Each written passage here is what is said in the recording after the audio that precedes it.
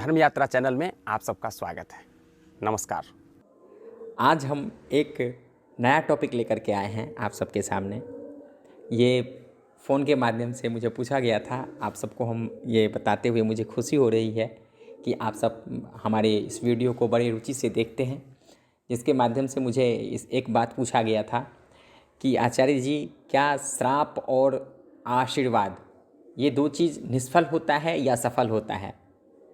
हाँ, परिप्रेक्ष्य ये था कि अभी अभी जया बच्चन ने जो बीजेपी पार्टी और मोदी को जो श्राप दिया है, इससे संबंधित ये प्रश्न था। तो हम एक चीज़ आपको बताना चाहते हैं यहाँ पर कि श्राप और वरदान, आशीर्वाद, ये कभी भी निष्फल नहीं होता है, ये बिल्कुल सफल होता है। श्राप में और वरदान में, आशीर्वाद में, ये दो चीज़।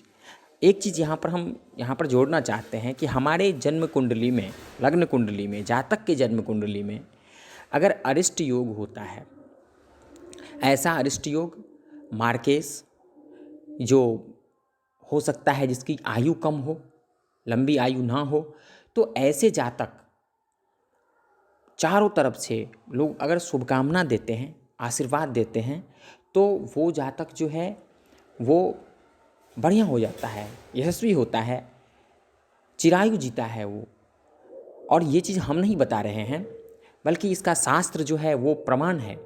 एक चीज़ हम यहाँ पर आप लोगों को अवगत कराना चाहते हैं कि अगर हम देखें तो बात करें तो कर्ण की हम बात करते हैं। यहाँ पर कर्ण जो थे वो बहुत दानवीर कर्ण नाम जो है उनका था, और वो किसी चीज़ में कोई चीज़ की कमी नहीं थी। सूर्यपुत्र थे वो, और यहाँ तक कि अर्जुन से भी वो बलशाली थे। लेकिन गुरु के श्राप के कारण, मैं इस बात पर नहीं जाना चाहता हूँ कि कर्ण में वहाँ पर दोष था या गुरु क्यों यहाँ पर वो श्राप दे दिए, इस बात पर हम नहीं जाना चाहते हैं। लेकिन हम ये बताना चाहते हैं यहाँ पर कि श्राप में क्या ताकत है या फिर आशीर्वाद में क्या ताकत है। ये दो चीज़ भगवान श्री कृष्ण ने जिस तरह से आशीर्वाद दे दिया था पांडव को कि विजयी भव, उन्होंने कौरव को कभी नहीं कहा था विजयी भव। तो ये चीज़ जो है ये अपने आप में, और कर्ण को खामियाजा भुगतना पड़ा था उस गुरु के श्राप के कारण। कर्ण कभी भी हारता नहीं। तो ये बहुत बड़ी बात होती है कि वरदान और श्राप, ये दो चीज़, तो हमें इससे बच के रहना चाहिए।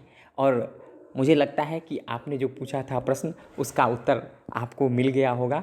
तो हमें श्राप से बचना चाहिए, आशीर्वाद लेना चाहिए। हो सकता है कि श्राप कभी भी, चूँकि ये शब्द जो है वो ब्रह्म है, शब्द कभी खाली नहीं जाता है। हम जो कुछ बोलते हैं वो ब्रह्मांड में जाकर के रुकता है और वो कभी ना कभी फलीभूत होता है। और एक बात यहाँ पर है कि श्राप कभी भी निजी स्वार्थवश नहीं होना चाहिए। अगर कोई भी व्यक्ति व्यक्तिगत स्वार्थ के लिए इसका प्रयोग करता है तो वो श्राप फिर निष्फल हो जाता है, उसका कोई प्रभाव नहीं होता है, वो निष्क्रिय हो जाता है। वो हमारे यहाँ एक गांव में कहावत है कि कौवे का श्राप से मेढक नहीं मरता।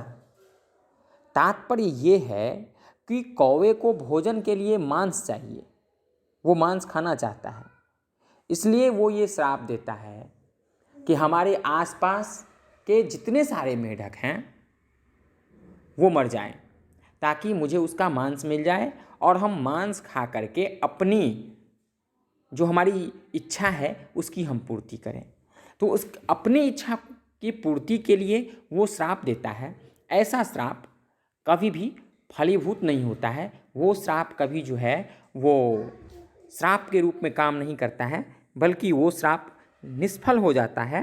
क्योंकि मैंने अभी बताया था कि श्राप जो है वो हमेशा उसका प्रभाव पड़ना है, लेकिन व्यक्तिगत उसका जो है वो प्रभाव व्यक्तिगत स्वार्थ के लिए नहीं हो, निजी स्वार्थ के लिए नहीं हो। अगर निजीगत स्वार्थ के लिए कोई श्राप का प्रयोग करता है, व्यक्तिगत श्राप के लिए, व्यक्तिगत स्वार्थ के लिए श्राप का प्रयोग करता है, तो फिर वो श्राप जो है वो निष्फल हो जाता है, वो फिर सफल नहीं होता है। जैसे कि मैंने अभी एक गांव का जो है, जो हमारे यहाँ कहा जाता है, मैंने उसके माध्यम से आपको समझाया है। और ये वास्तविकता भी है कि आप एक चीज़ है जिसको कि मास लेवल में कोई आदमी कर रहा है और वो आपको बुरा लग रहा है व्यक्तिगत के लिए, तो उनके लिए आप श्राप दे रहे हैं। तो ये चीज़ कहीं ना कहीं लगता है कि ये निष्फल होना है, ये सफल नहीं दिख रहा है। तो हमें ये होना चाहिए कि कहते हैं कि प्रियवाक्य प्रदानेन सर्वे तुष्यन्ति जन्तवः तस्मात् प्रियम ही वक्तव्यम। वचने का दारिद्रता, ये तो बोलने के लिए है, लेकिन हमें सुनने के लिए भी है कि हम प्रयास करें कि हम दूसरों के मुख से अच्छा सुने, क्योंकि हो सकता है कि बुरा का प्रभाव बुरा होता है। बहुत बहुत धन्यवाद।